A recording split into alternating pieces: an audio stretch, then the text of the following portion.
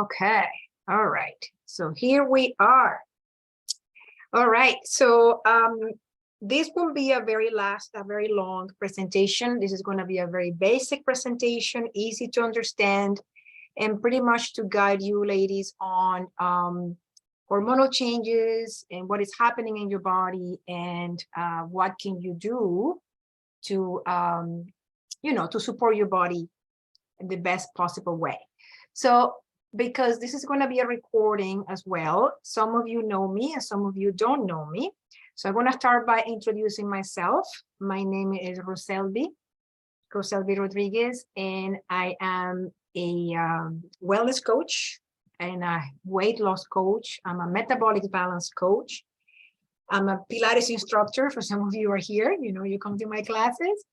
I also have a diploma in hormonal and hormones and endocrinology, and also in adaptogens.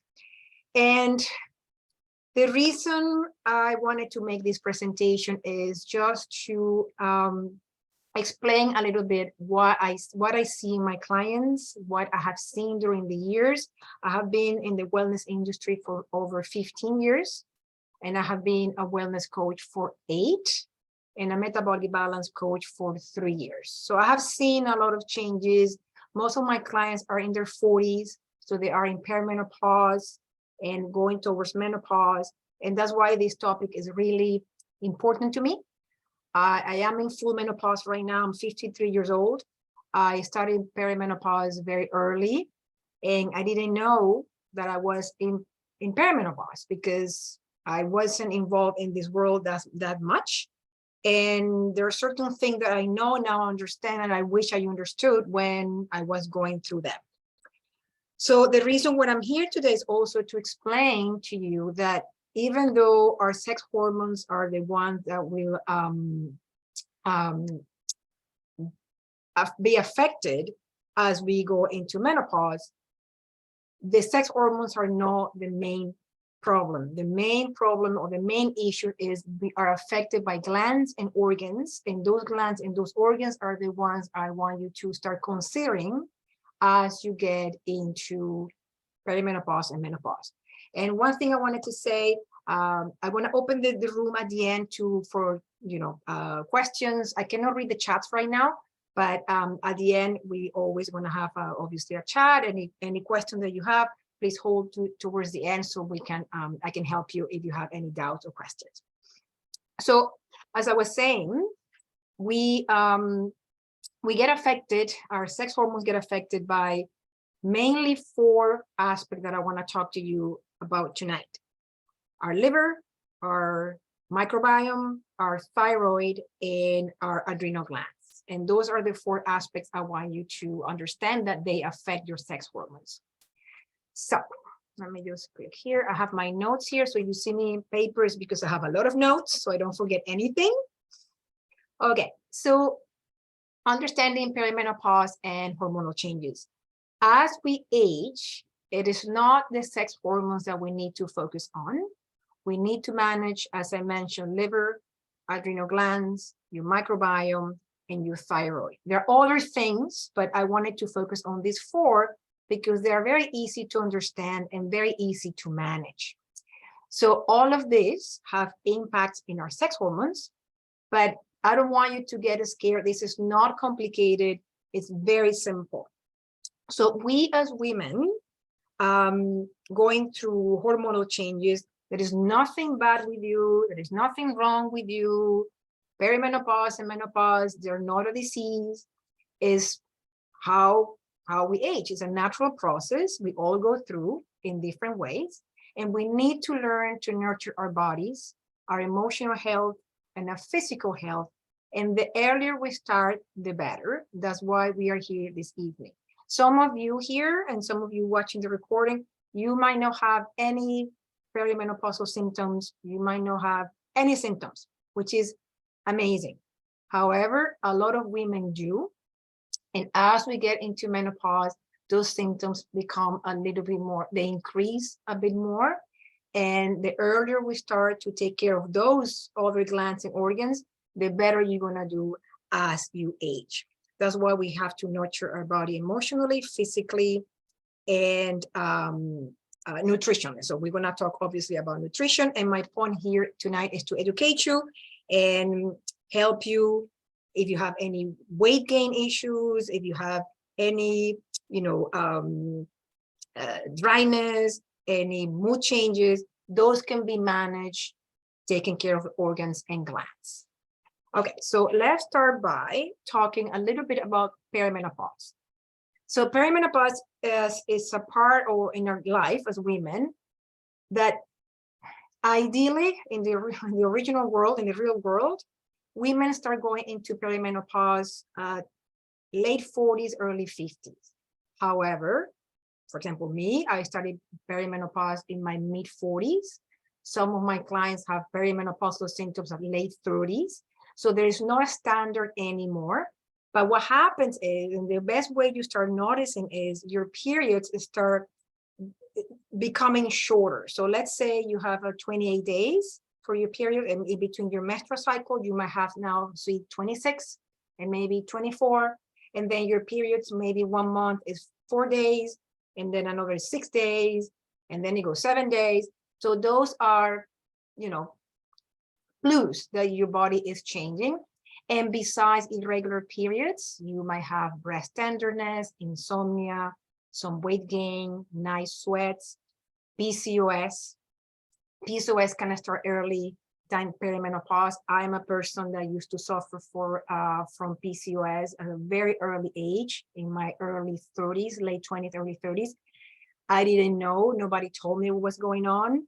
My doctors were saying, that's normal. You have PCOS.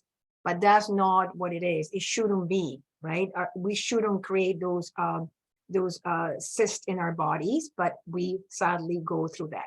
So they kind of start when you're in perimenopause as well. Brain fog, PMS can be a little bit more increased as you go towards menopause. So that is the perimenopause factor. And again, late 40s, early 50s is ideal, but again, it's not a guarantee. Then we go into a little bit of what menopause is. So menopause happens, your period stop for 1 year, you don't have a period anymore. That's when you are in full menopause. However, I have seen it. After 1 year, your period is stop, and then you get a period. Out of the blue, you get a menstrual cycle, and you're like, whoa, what happened here? That happens. It's not very abnormal that happens. If you see that happening a little bit too regular, you need to go to your doctor just to make sure that everything is okay. But don't be surprised if after a year you get a menstrual cycle and that it is gone and you're good to go, right? So that happens in menopause as well. And what are the symptoms of menopause? Weight gain in the midsection, hot flashes, facial hair, bloating, dry skin and dry eyes, mood changes, low libido, vaginal dryness, changes in your blood pressure. You might not get any of this, as I said, and that's amazing. You're very lucky, but most women get some, at least 1 or 2, right? Okay, so that is important to know the differences between the both of them. And then these stages in our life, they get affected by our hormones, right? What are hormones? Hormones are chemical messengers that travel in our bloodstream to your organs, to your tissues, to your muscles, and they control a lot of things. There are more than 50 hormones in our body, and they control everything pretty much. Heart rate, reproduction, sleep cycle, appetite, mood, stress, cell growth, metabolism, body temperature, all that. And what I notice is, as a reminder for all of us, is we shouldn't take our hormones for granted. They're always working. You go with your day and your hormones are doing what they need to do. But there are a lot of hormones that we take for granted. And tonight, I want you to start understanding that we shouldn't. As I said, there are 50 hormones or a little bit more. And what are hormones? Your insulin is a hormone. Your cortisol is a hormone, adrenaline is a hormone, serotonin is a hormone, leptin is a hormone, there are tons, right? And what they do they go to your bloodstream and they give messages to your organs, to your glands, that how your body needs to function. That is what hormones do for you. In terms of sex hormones, we're going to talk about these three, but I'm going to focus on these two, estrogen and progesterone, because they relate to each other very much. So estrogen, that's the major female hormone. It plays in a big role in puberty, menstruation, pregnancy, and menopause. Your progesterone is released by the ovaries to regulate ovulation, menstruation, and to prepare the lining of the uterus for a fertilized egg. So when you don't get pregnant, that's when you get your period. So your progesterone always prepares your body to get pregnant. If you don't get pregnant, it's when you get your period. That's why progesterone really works very close to estrogen. And your testosterone it plays a role in sexual desire, bones and muscle strength, regulation of your menstrual cycle, etc. So one thing that I want to mention here is that I'm sure you have heard estrogen dominance and what happens when a woman has estrogen dominance. So estrogen and progesterone work very close together. And when you hear estrogen dominance is when a woman might have a lot of more weight gain, a lot of heat in the body, mood dysregulation, a lot of tenderness in the breast, right? However, when your estrogen is not detoxified by your liver, and we're going to talk about liver later, that estrogen goes back into your bloodstream, and that creates estrogen dominance. However, your progesterone, because your progesterone is your calming sex hormone, might be low. So that doesn't mean that you have high estrogen, that you have just low progesterone. Progesterone is the one that calms you. You're going to feel less calm if you have less progesterone. You're going to have water retention. You're going to have irregular ovulations. That is a symptom of low progesterone. So not everybody has high estrogen. That's my point. Sometimes it's just low progesterone. That's pretty much what it is, especially in our stressful life right now. A lot of women have very low progesterone production, and that affects the estrogen. Testosterone, we all have it, males have it, a little higher in males, but that's what it gives us the strength, the muscles, the work. Those are the testosterone in your body. Okay, so now these guys, estrogen and progesterone and testosterone, are influenced by these four. So the main reason for perimenopausal symptoms come from the imbalances of adrenal glands, your liver, your microbiome, and your thyroid. And you're gonna notice that they work very much together. They really connect with each other all the time. Okay, so let's start talking about your adrenal glands.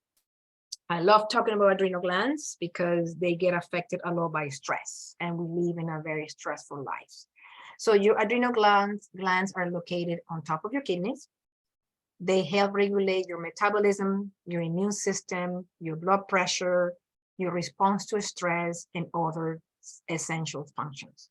They release stress when you are menstruating, but when you are in menopause, your adrenal glands also release your sex hormones because your ovaries are not working anymore when you're in menopause. So something has to happen. So your adrenals are supposed to help you to release some of the sex hormones that we're still releasing as we are in menopause. Because your adrenal glands get affected by stress, they play a part in fat accumulation, high blood sugar, fatigue, lower immune system, your blood pH, so if you're alkaline or acidic, etc. So the point of the adrenal glands is we as women tend to push the envelope a lot. We tend to do a lot of things. We are in a time and age that we are, bombarded by things to do. Then the social media came along, and then the emails, and then the work, and then the family, blah, blah, blah. And that creates a lot of pressure in the adrenal glands, and they get overloaded. So what happens is when the adrenal glands get overloaded, they want to do the function of stress first.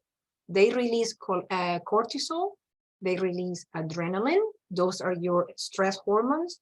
And cortisol and adrenaline are also considered, in my opinion, a little bit of fat storage hormones. And I want to explain to you why is that.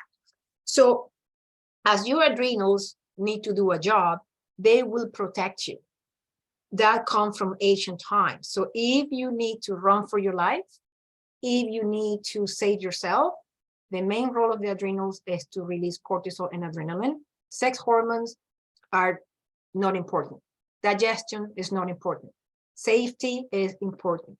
So how are you managing your stress now? So when your adrenal glands need to help you with the sex hormone part, are they ready to do the job? Most women, the adrenal glands are not ready to do the job. They're really, really overloaded. And when your adrenal glands are overloaded, you get affected by your sleep. You don't sleep well, affected in your digestion. You start getting brain fog. All that is a sign that your adrenals are overloaded. And in terms of your cortisol and your adrenaline, adrenaline is the acute stress hormone. When you get into an accident, when when you're chased by something, that's adrenaline. Cortisol is chronic. Cortisol is the stress hormone that is always up for us now. We consider that normal, but it is not. All these hormones, your adrenal and your cortisol, they should go down. When they do the job to save you, they should go down. And for most of us, cortisol never goes down. It's really high all the time. And that's why you see a lot of inflammation, a lot of hunger, a lot of cravings for food, because your body is on a flight and fight mode all the time because the cortisol is extremely high daily, right? Because of, sadly, our lifestyle. If you consider our moms and our grandmothers, they were obviously busy maybe with many kids, but they didn't have the pressure of society that women have right now, and the pressure of performing, the pressure of answer emails, the pressure to be working 24/7. They didn't have that. And they didn't have what we have right now in terms of adrenal fatigue and et cetera, et cetera. That's why adrenal glands are very important, that you take care of them by managing stress. Okay, so now let's focus on liver. Liver health. So your liver is your main detoxifying organ. It's on the right side of your body, a little bit underneath your rib cage. Your liver works 24/7. You don't feel it. You don't know like that your heart pumping, when your heart is working, your lungs, your liver is working all the time, right? So your liver has to detoxify substances that we ingest, what we breathe, what we put in our skin, and also the substances that our body makes itself. Because our body makes, for example, the estrogen part, and I want to explain that a little bit later. So the liver also breaks down excess of estrogen, as I mentioned. So what you drink, what you eat, what you put in your skin, what you do in general really affects your liver, and your liver can be overloaded. And there is a term called liver loaders. So what are liver loaders? Alcohol, cigarette, chemicals, plastic, fumes. Those are liver loaders. Remember, everything has to go through your liver to be detoxified, transformed, and then excrete, right? So when we support the liver, we find that our bowel function is better. We experience less bloating, more clarity and brightness in our skin. We have better energy. Our hormones are better balanced, and we get less illnesses, right? Because you have a good detoxifying part in your body. So what happens with estrogen, especially, because we're talking about sex hormones as well today, what happens with estrogen is your body produces estrogen, and the estrogen has a function. As I mentioned, the physiology, reproduction, sex hormone, the whole thing. Then there is a part of the estrogen that your body needs to excrete.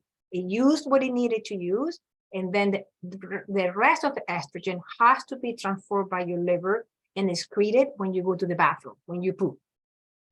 Now, if your liver is overloaded, and it has to do a lot of detoxifying functions for other things, all the chemicals and the foods and blah, blah, blah, the estrogen goes back into your bloodstream.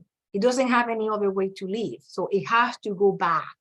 And when your estrogen goes back into your bloodstream, it starts being recycled until the liver says, okay, liver, okay, estrogen, now you can come. Now you can come because I'm good, so I can transform you and help you to be excreted.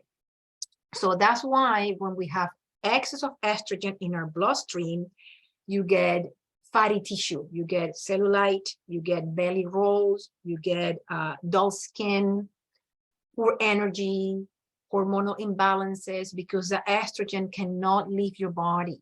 That's why liver health is so important. I always talk about liver health. I always teach my clients about liver health because it's an overlooked organ because we don't feel it working. So you might be wondering, okay, what do I need to eat? What is the best way to help my liver? So vegetables, greens, a lot of green vegetables, cooked. Try to cook your greens most of the time. Some herbs that I want to mention, herbs, hydration is important, adaptogens. So adaptogens are herbs that help you to deal with stress around you. And fruits, because you also need vitamins. The liver loves vitamins. So what are certain herbs and foods that you need to start taking or consuming? Milk thistle is one of the best. Dandelion, ginseng, garlic, turmeric, ginger. Those are fantastic. Green tea is great for your liver. In terms of food, green, as I said, cruciferous vegetables, anything green. The liver loves green. Minerals, magnesium is needed. Folic acid is needed. B vitamins, C vitamins. So all those are the nutrients that help the liver to function properly. So keep in mind those guys for your sex hormones. So next is the microbiome. So in humans, the term microbiome is used to describe the microorganism that lives in or on particular part of your body, such as the skin and your GI tract, your gastrointestinal tract. When you hear the word dysbiosis, that means that there is an imbalance in your gut microbiome, and that can affect weight management. When there are imbalances in your microbiome, your gut bacteria, you experience bloating, gas, insulin resistance, poor absorption of food. That affects your liver. So again, you see how they're connected. If your food are not, you don't absorb nutrients, your liver doesn't work properly.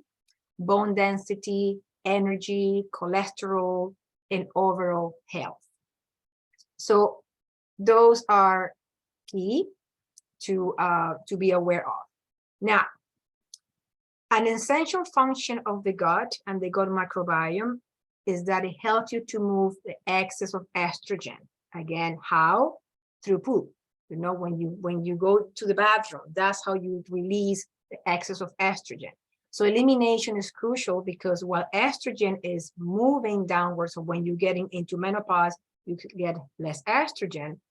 Estrogen dominance can occur when you're in menopause. So again, here we go. Liver, microbiome, and estrogen dominance. That's the relationship there. So in terms of the gut microbiome, it affects your body since birth, since you are born, right? And controls your digestion, immune system, as I mentioned, all that. And also, I want you guys to remember that your microbiome, your gut, is connected to your brain. So there are certain neurotransmitters like serotonin that they are produced in your microbiome, even though it affects your brain. That's why taking care of the gut bacteria is very important for not just for the sex hormones, but for your brain, for your calmness, for your emotional health. And I want to mention a couple of studies that you can tell, you can see how your microbiome is affecting your perimenopausal and menopausal symptoms.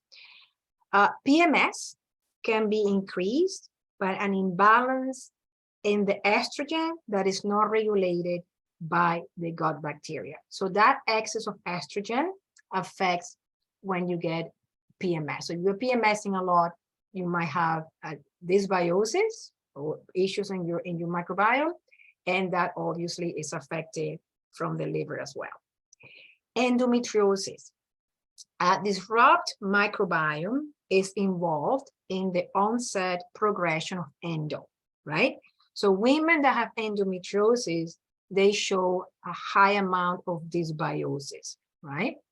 Another study shows about PCOS. A study showed that women with PCOS have a lower diversity of microbiome, so the microbiome in your system. So what does that mean? You need diversity because you need a lot of different nutrients in your body. We tend to eat the same. We tend to eat what we like, right? Because that's who we are. So we eat always the same. We eat the same type of food. So there is no diversity in your nutrients. So I always say to my clients, I know you like a particular type of foods. You need to start adding other foods. Be a little bit more inclined when you go grocery shopping.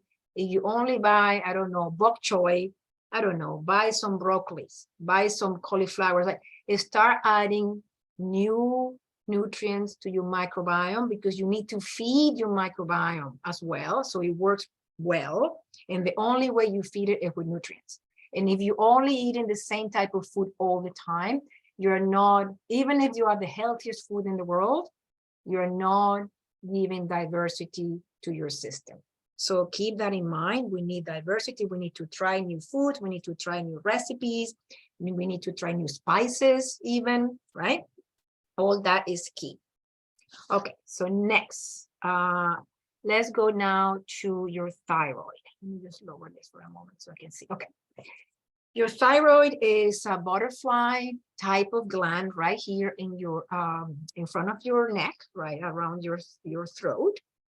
And it has a lot of functions in your body: brain development, the function, breathing, heart rate, nervous system, body temperature, muscle strength, skin health, weight management. So pretty much a thyroid does a lot. Again, we don't know that it's working, it's just there, right? It's working there. And your thyroid, what happened with your thyroid, there are two common type of, I put the word problem, but they're just not problem, just situations with your thyroid. I don't like to use the word problem. It's not a nice word to use sometimes. Which is hypothyroidism, is when the thyroid doesn't work properly, is under functioning. And hyperthyroidism is when your thyroid is overworking. Hypo is more common than hyper.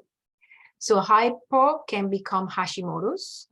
Probably you have heard of Hashimoto disease, and is as an autoimmune form of hypothyroidism. So symptoms of hypo: being sluggish, trouble losing weight, cold hands and feet, brittle nails, puffy face, fertility problems. Now, that doesn't mean that if you have cold hands and feet, that means that you have hypo. No, but you might have that if you have all these symptoms together, maybe you need to obviously go to a doctor and do a full panel of thyroid just in case. Hyper is a little bit less common. Hyper is the opposite. A lot of weight loss, a lot of trembling and stress and shaky, dry skin. That is hyper. But again, you might have one of those symptoms, so don't get alarmed. You might not have hypo or hyper, but if you have many, it's good to just have those things checked, right?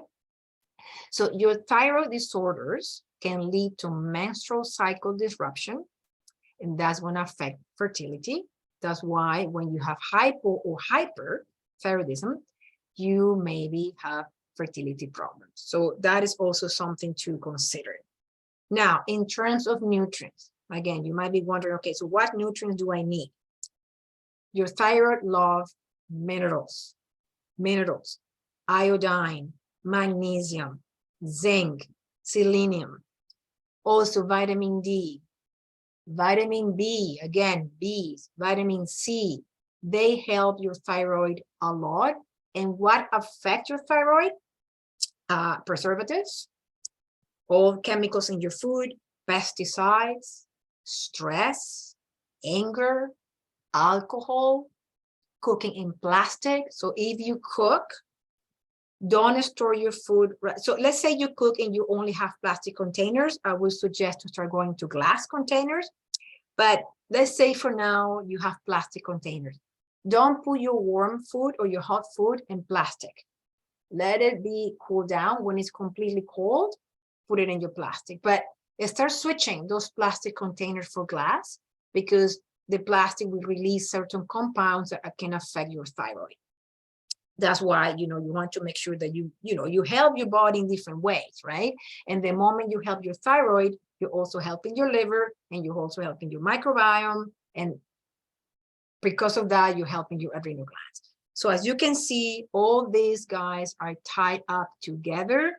They work together. Now, what do we need? We need what we call a nutrition intervention. Are you focusing on whole foods, or are you eating processed foods all the time?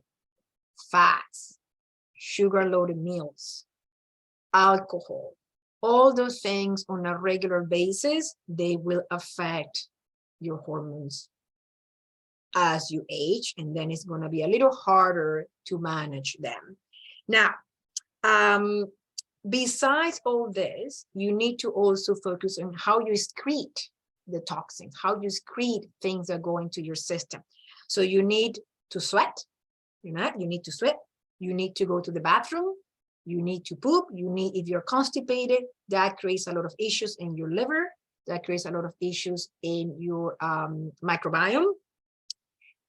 That's why water is important, because you are releasing toxins that are going through your liver and give all the signals and all the messages that your body needs to release those things. So those are excreting from your liver. So that's why it's important that you do this. Now, I'm not saying that, of course you need to have a treat meal here and there. Of course you want to have a birthday to go. Of course you want to have a dinner to go. Right, that's, we never say not to do those things, but the more you focus on proper nutrient, whole foods, taking care of what we talked about before, being away from over preservative of food, a lot of takeouts. I'm sure you guys saw, during the pandemic, during COVID, a lot of people taking, takeouts a lot and food delivery all the time. This doesn't help you. This doesn't help you in the long run. You can do it here and there, but at least 80% of the time, you need to focus on proper nutrition to support your health, to support your hormones, and also how you consume your food. So that takes me to the emotional part and the stress part.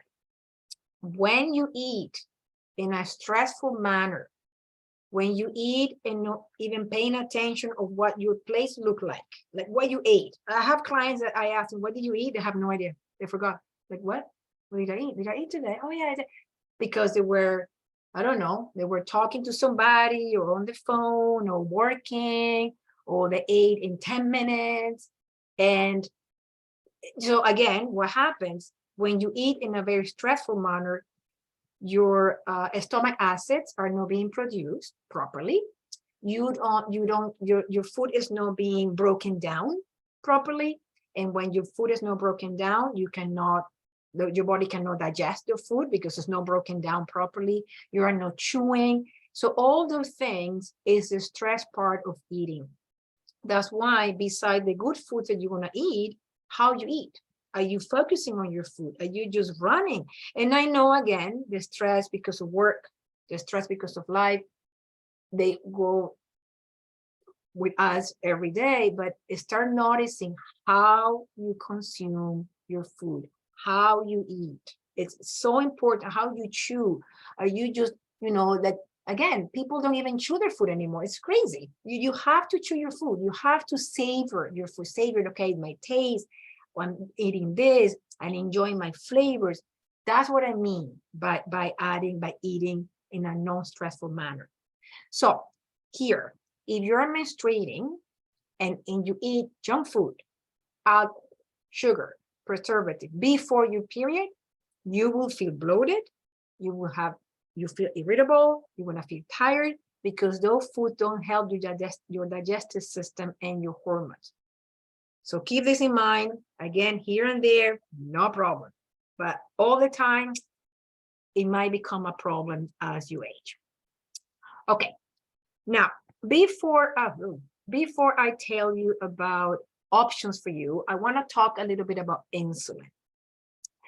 Because insulin is one of the hormones that affect weight gain, affect sugar cravings, inflammation, create menopausal symptoms. Insulin gets affected a lot when we eat, right? Where they say how we eat and what we eat, insulin gets affected. Elevated insulin causes irregular menstrual cycle, fat storage. This is a fat storage hormone, especially in your belly area. Irritability, inflammation, fatigue, and water retention. So what is insulin? Insulin is the hormone that is released by your pancreas when you eat. And that hormone, what it does, it wants to reduce the glucose, the blood sugar, the sugar in your blood. So when you eat, your insulin spikes because the blood sugar going up. That blood sugar or that glucose goes to your cells, and your cells are going to use what they need for your energy, for your function, for your brain. But what happens is, if there's too much blood sugar running into your body and it cannot go through your cells, what is going to happen? They go back to your bloodstream, right? It's like the estrogen from the liver.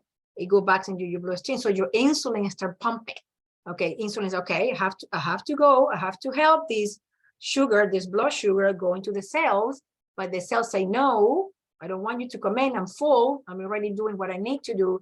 And that's how we get insulin resistant, because the insulin is high, it's high. Try to remove that blood sugar, or the sugar in the blood, the glucose from the blood, right? So that's why we get a lot of inflammation from insulin and a lot of weight gain from insulin. And that takes me to this picture here, okay? And I'm not talking about aesthetics. I'm talking about health, right? Everything that we're talking about is health. Aesthetic is great, but health is more important. So waist size matter. 35 inches or more of fat around your belly area for females, and 40 inches or more for males, they can be markers for metabolic syndrome. Why? Because there is a lot of visceral fat. Visceral fat presses into your organs. It creates pressure into your organs.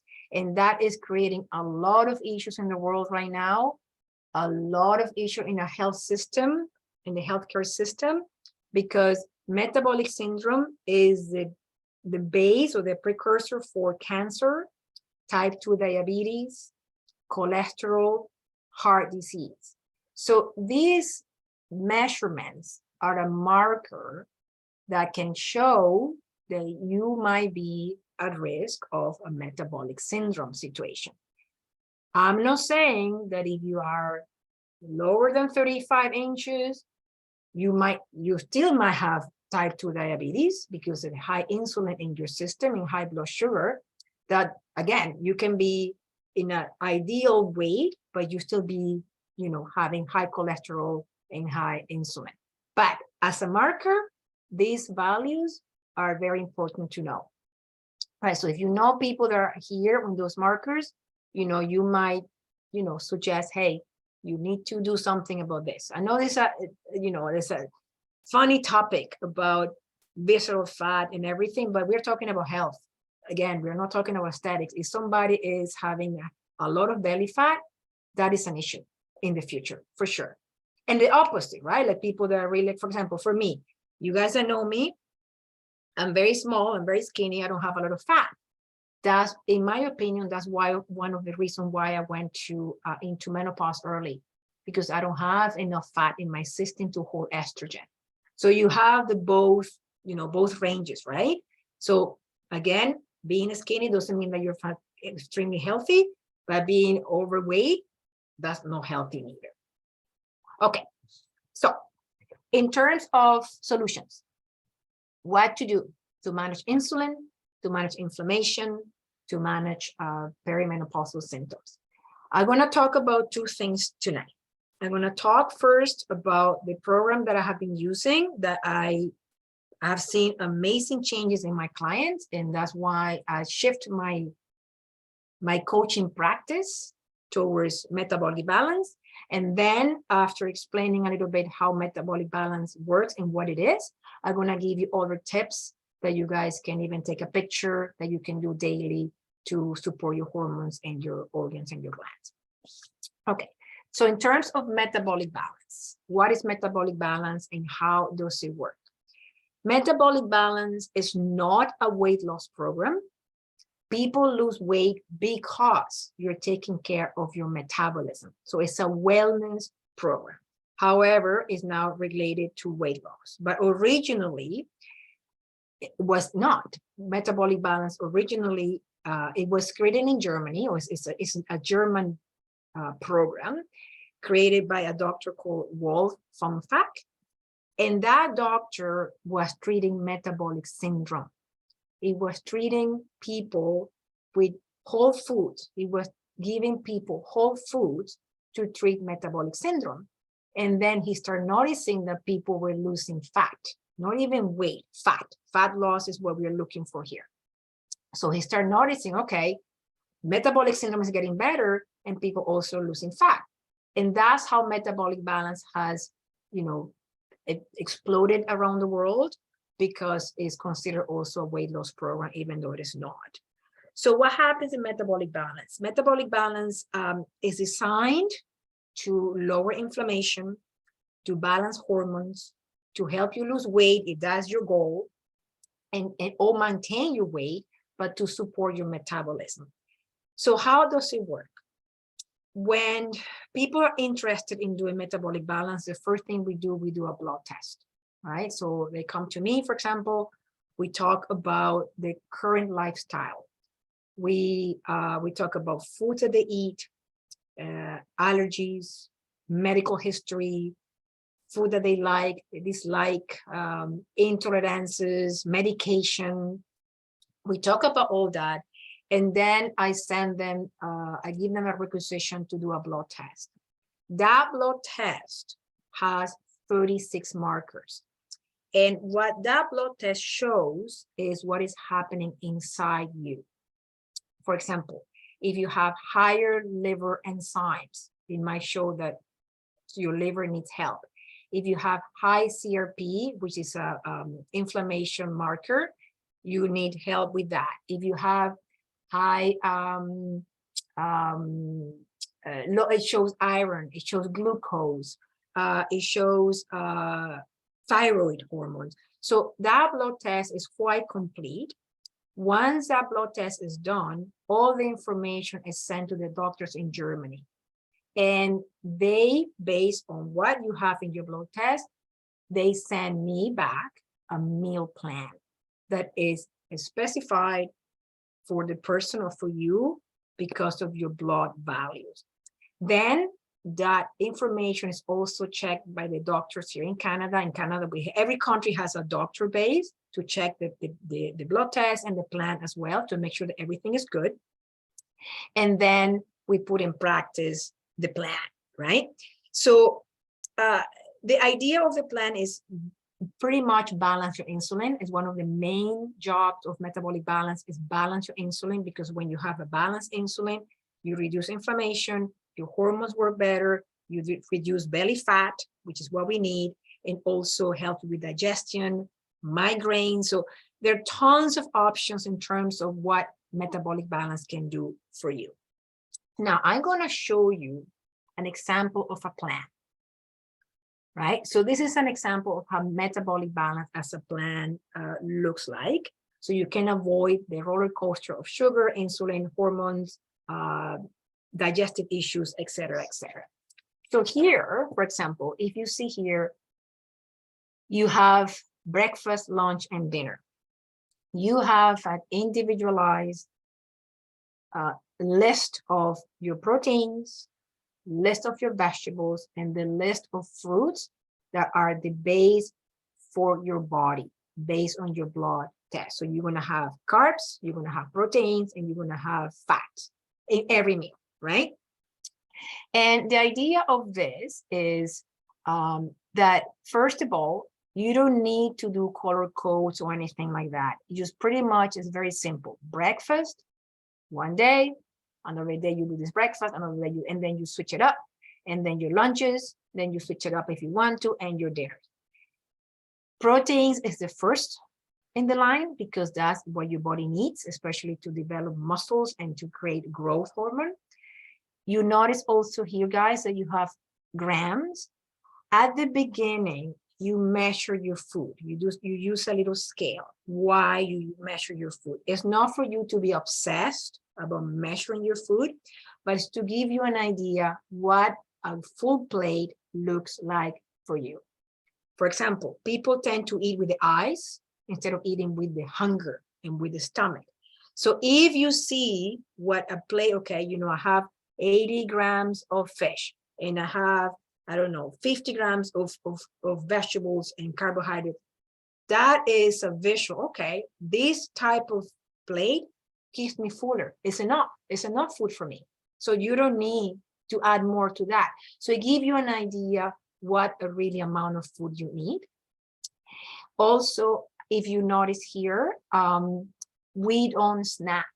Snacking, in my opinion, is overly pushed in the health industry.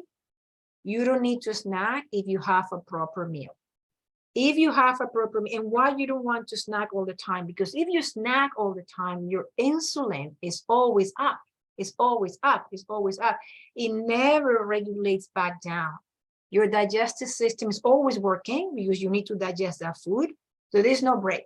There is no break in your system.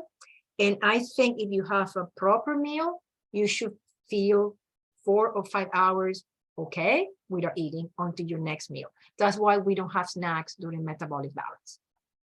And also, obviously, hydration is key. You get the amount of water that you're going to need, exactly how much water you're going to drink. So that's how the plan works. And it has 4 phases.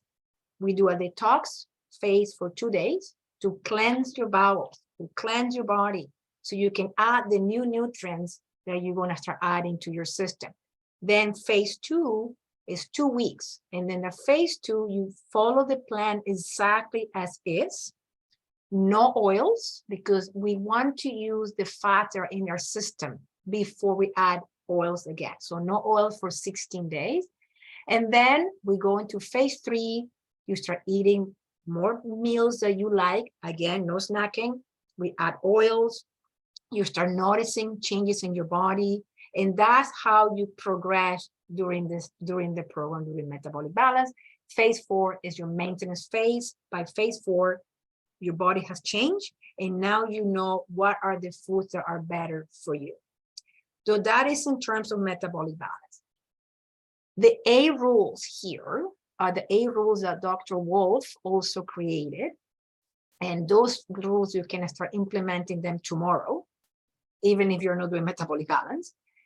First, 3 meals a day. You're going to drink water. When we do the plan, you get exactly how much water you're going to drink, but it's usually between 30 to 35 milligrams per kilogram of body weight. You're gonna eat a different protein per meal. We don't mix proteins. And the reason is when you over mix proteins, your body becomes very acidic.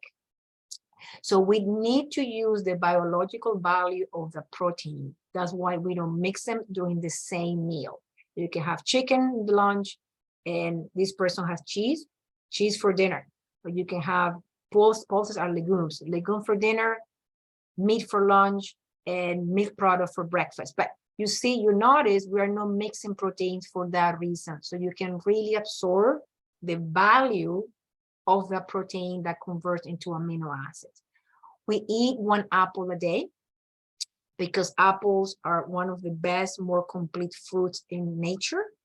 Has fiber. It helps you with cholesterol. It also helps you with uric acid. If you have high uric acid, 1 apple a day. We don't eat after 9 p.m. unless you're a shift worker, because you need to give your body a little bit of time to fast at night.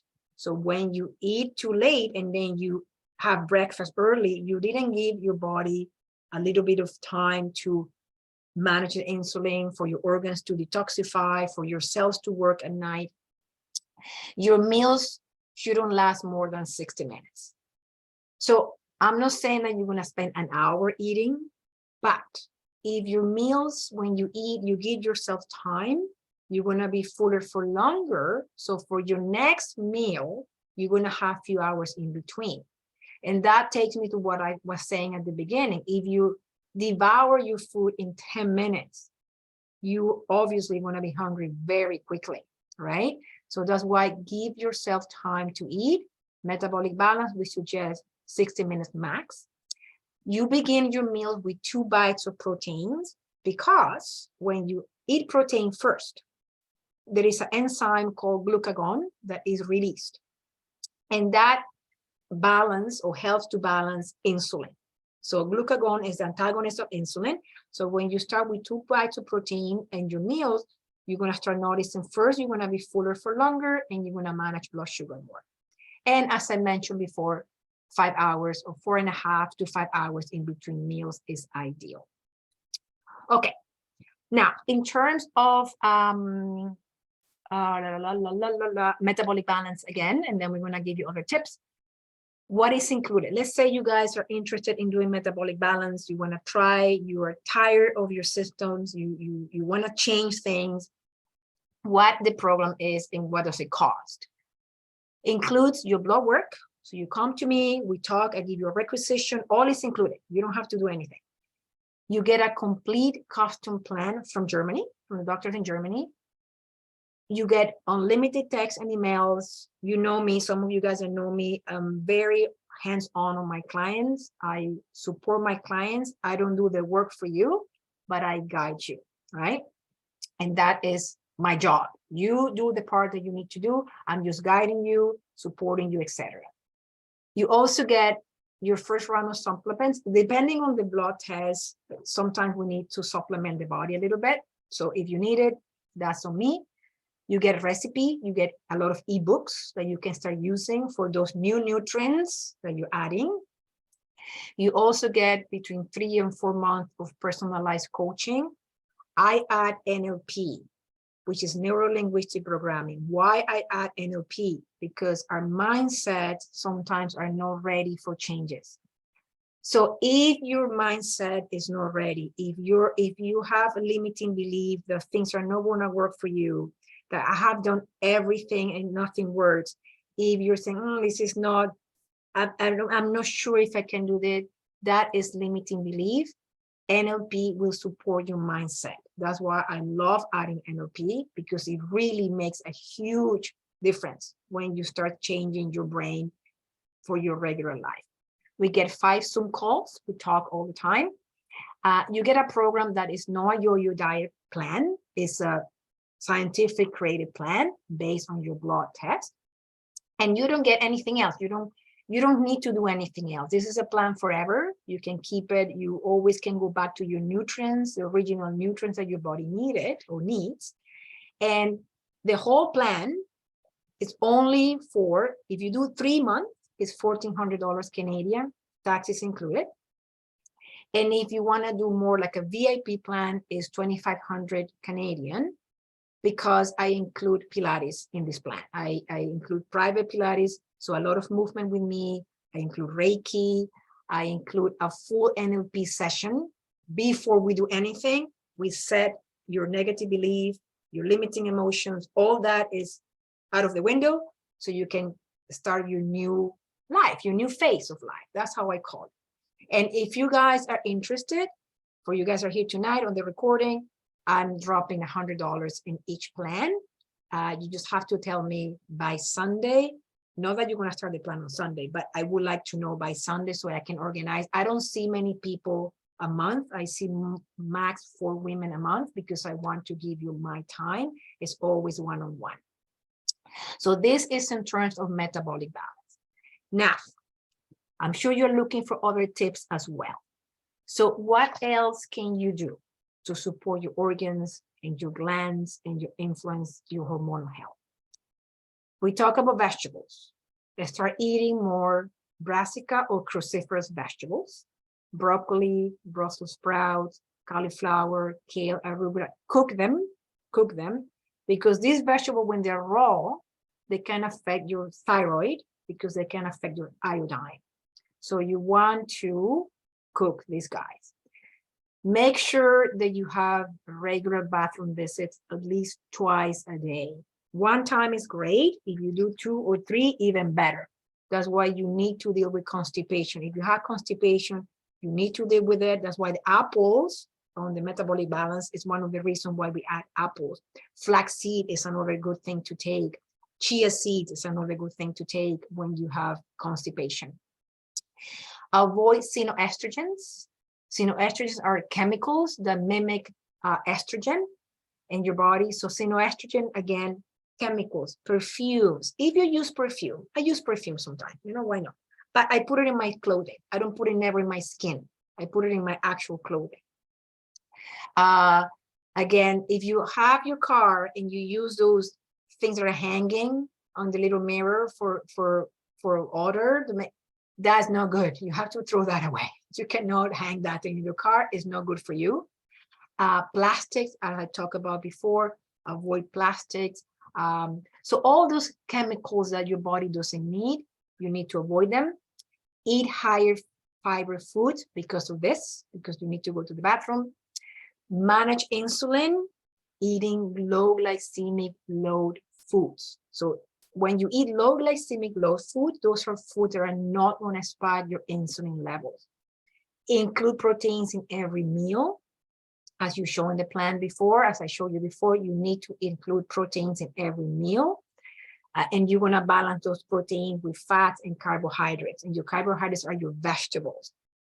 Avoid processed foods, because especially if they create inflammation. So a lot of bagels, donuts, muffins, things, blah, blah, blah, those are processed foods. You know, take out a lot of things that have a lot of condiments, a lot of sauces and all that you don't even know where they're coming from. Chew your meals, right? Remember what I talk about chewing, the hour in between your meals. You need to chew your meals. You need to know what you're eating. You need to be calm while you're eating. And finally, good quality supplements, especially if your diet is not perfect. And I don't think any diet is perfect. So we need to supplement your organs. Minerals for your liver and for your thyroid, omega-3s for your brain, for your joints, for your eyes, vitamin C, because vitamin C is one of the vitamins that get depleted the fastest when you're stressed out. So adrenal glands love vitamin C, liver love vitamin C. So that's why it's important to take your vitamin C on a regular basis. And this is it. So I'm going to, why am I doing this? What do you think about again? Okay, so here, this is me. So I want to thank everyone for coming tonight. My email is here, my webpage, my Instagram, my Facebook. And if you're interested in seeing how metabolic balance works completely, in my YouTube channel, I have a presentation about metabolic balance, exactly how it is. Like what we talk about in, you know, in our first session, in our second session, in our third session, what the plan is about, what you need to do, what you don't do, is very explicit. And that is in my YouTube chat. So again, thank you very much. Now I'm going to stop sharing so I can answer any questions or anything you guys want to say to me. Hello, hello. I am here. If you have any questions, please let me know. You don't know peri-menopause, Rachel. All right. Any questions, guys? Yes, Marianne.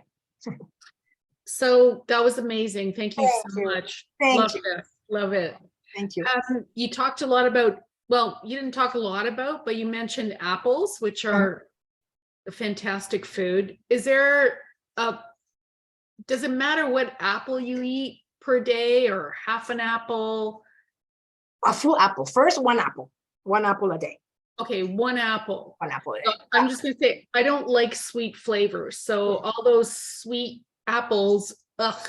Yeah. Does it matter? No, you should take the old, you should eat the old type of apples, the old versions. You know, there's a newer version, the sweetest ones. I don't have the list right now because I don't want to go away from the screen. Like a Macintosh apple, Correct. old school apple. Correct. Great. That is, and those are the original apples, the ones that are not as sweet. And those are the ones that we should be eating. And some people they have a little bit of issue with apples. I will say allergic reaction to apples. If that happens, cook them. You just have to cook them. You put it in a, in a pan with a little bit of water. That destroys the allergen that some people experience. And cook apple. Just, I don't want to monopolize, but it sounds like just with the cooking, it sounds like there's a lot of things that we probably should cook a little bit before we eat them, as you mentioned, because it releases certain vitamins. Correct. And also what happened is some people have a hard time digesting greens, breaking down greens and digesting greens, right? So for example, for the cruciferous vegetable, there is a compound called goitrogens, I think that's the pronunciation, and they get released when you eat, if you don't cook those cruciferous vegetables, the goitrogens kind of fight with iodine in the thyroid. So iodine is not being absorbed because the goitrogens are out from the cruciferous vegetables. That if you eat them raw, that's why you need to cook them. But some people, I noticed that just sometimes breaking down greens is hard. So when you cook your greens, you're giving your body a little bit of more help to digest, to break down those greens, and then your body being able to digest it. That's why we cook them. Yeah. Thank you. Good question. Anybody else? Yes, Renata. Selby, thank you so much. That was great. Thank you. A question about movement. Since you are a movement specialist, what kind of movement would you suggest for women in peri or menopause? Because, you know, there are different ideas of we should be doing more weightlifting or more cardio. I will say weightlifting for sure. For sure. If you are a person that is stressed, that have a stressful life, I will reduce a little bit of the cardio part. I'm not saying no do cardio, but I will say mostly, I mean, Pilates is lovely. I love Pilates. You guys do Pilates with me because of the core and abdominal part and the mobility.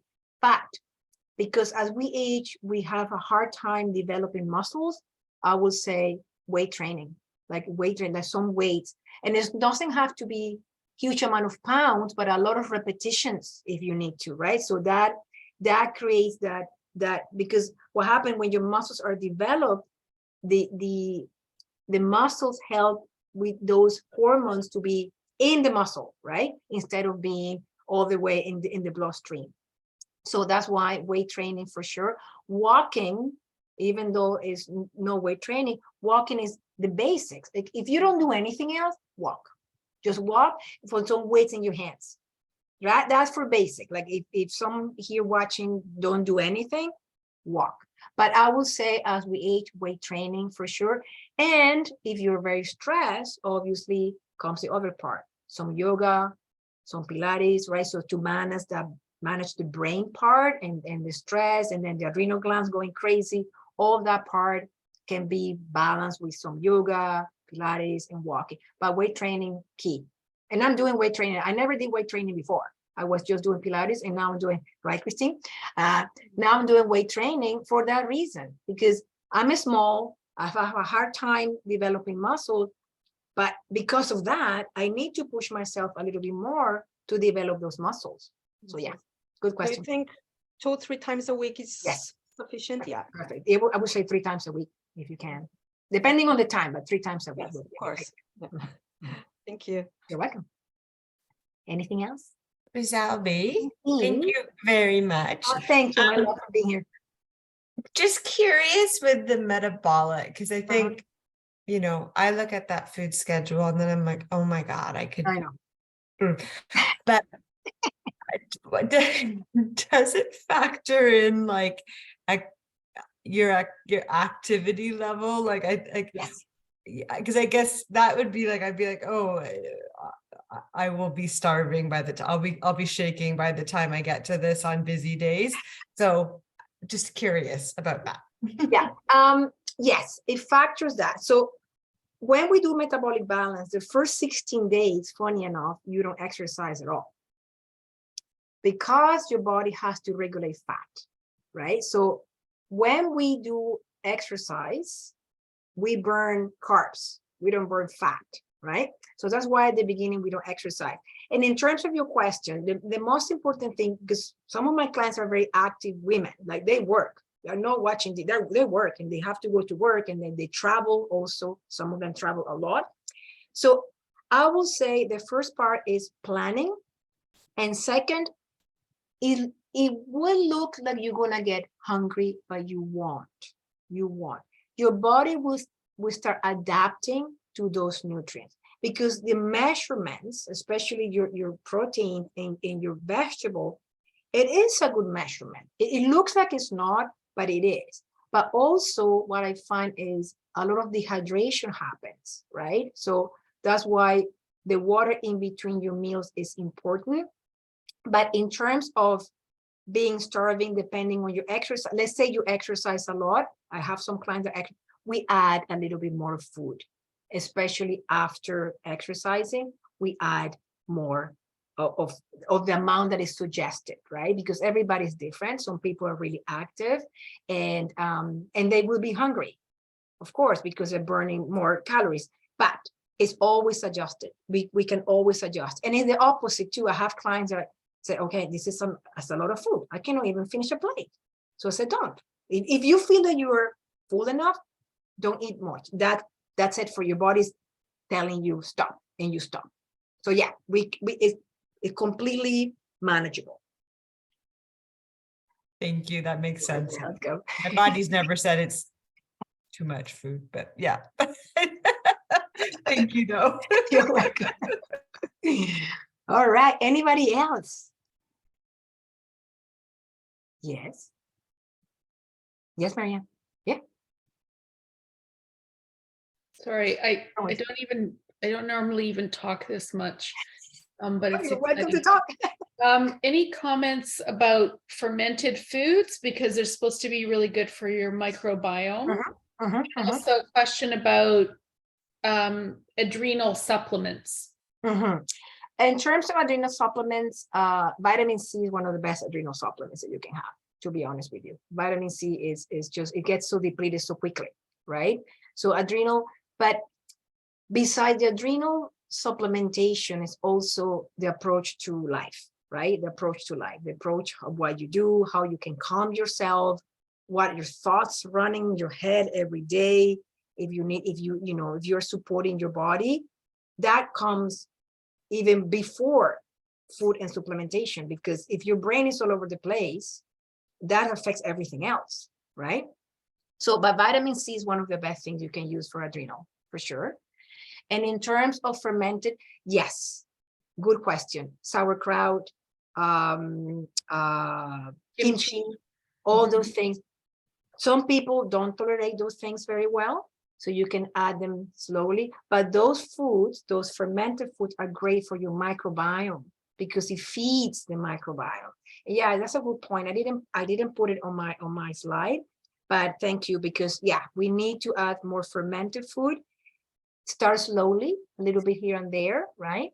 And maybe not every day, because sauerkraut, for example, I love sauerkraut, but not everybody loves that. Just little by little, right? You're giving your system and your microbiome new things to feed and new things to explore. But yes, for sure, fermented foods are key, very important. With the vitamin C, I've been hearing that you should just take as much until your digestive system basically can't take it, because it's a water soluble vitamin. Correct. So any comments about that? You are completely right. I mean, you won't get an overdose of vitamin C. You just get diarrhea. Yes. Like if you're overloaded in vitamin C, your body's like, whoa, okay. But because then you know your level. You know your level. And I will say 1,000 milligrams is a pretty good amount of vitamin C, 500 to 1,000, but obviously listening to the body and depending on the lifestyle. If you're a very stressful person or have a very high stress life, obviously you're gonna need more than maybe other people, but your body will tell. If you start getting diarrhea, it's like, whoa, okay, that I'm overloaded with vitamin C, I have to back up a little bit from that. Perfect, good question. Anybody else? Okay. All right. Well, thank you very, very much. I'm going to stop my recording. Don't go away. You're going to stop my recording first.